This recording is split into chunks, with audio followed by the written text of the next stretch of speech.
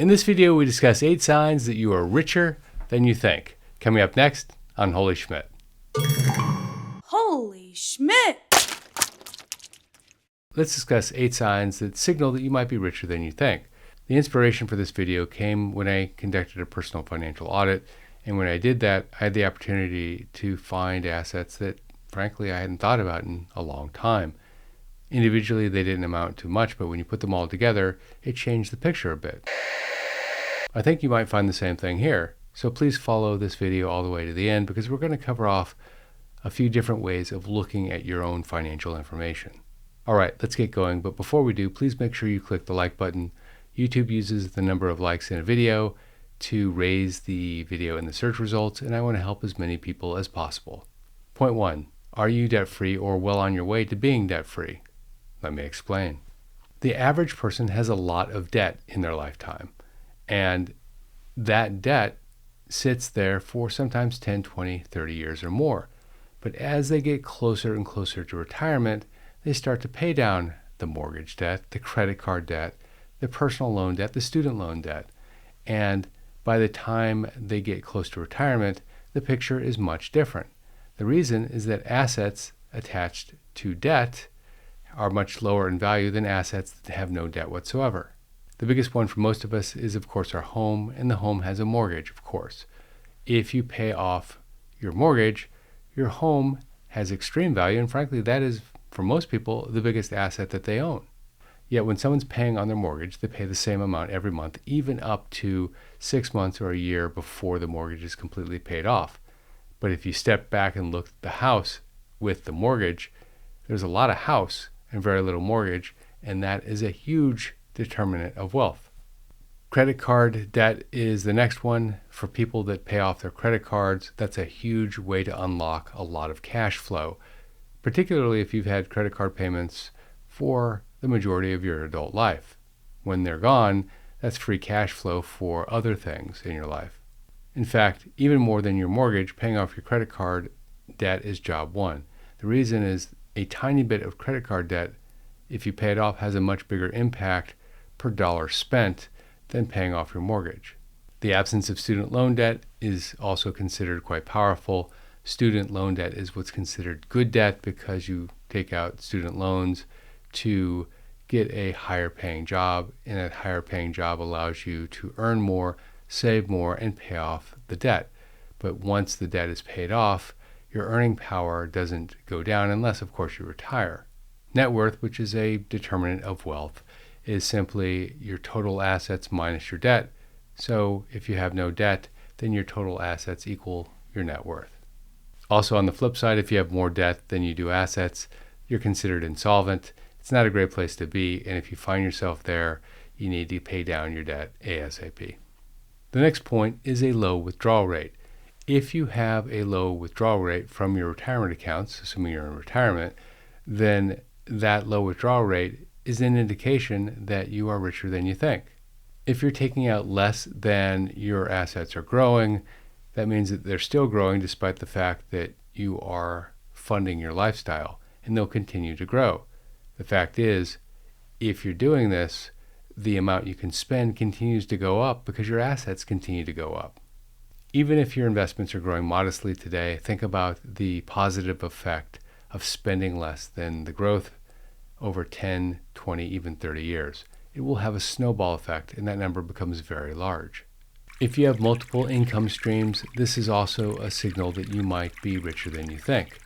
Let's start off with the foundation of your financial picture, Social Security. The average retiree receives 40% of their income from Social Security. And for many, Social Security represents almost everything that they receive. However, if you've arranged your life to have multiple streams of cash flow, including Social Security, you may be richer than you think. First, if you have a 401k, a Roth, or an IRA, that's an additional amount of income coming in. And believe me when I tell you, incremental income spends a lot easier than necessary income. And so anytime you add incremental cash flow to your picture, that's a very good impact on your lifestyle. When you overlay things like having no debt and sensible spending, that points to a picture of being richer than you think very, very quickly. If you're someone who has a pension, and that's typically someone who worked for the government, that also is a good indication that you may be richer than you think. And if you have income outside of those areas, like dividend-paying stock, for example, each time you add a layer of additional income, that income becomes less and less necessary in your life, and less necessary income, again, points to the fact that you may be richer than you think. If you have royalty products, like you wrote an ebook that sells on Amazon.com, and it might earn $5,000 or $10,000 per year, or other royalty income, sometimes oil and gas income, royalty income, for example, is something that substantially adds to your retirement cash flow. Royalties aren't just for rock stars anymore. And if you have a side business, like coin collecting, for example, you can create additional cash flow, and that additional cash flow adds to the layers of income above and beyond your base. One of the areas that I've always thought I could actually do really well with is coin collecting. My dad got me into coin collecting when I was 6 years old. I've always had a passion for it.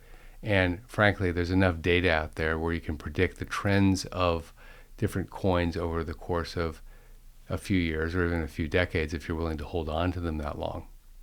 Do you have a passion that you want to pursue outside of retirement, or if you're still working your current job? If so, this can increase your investable cash.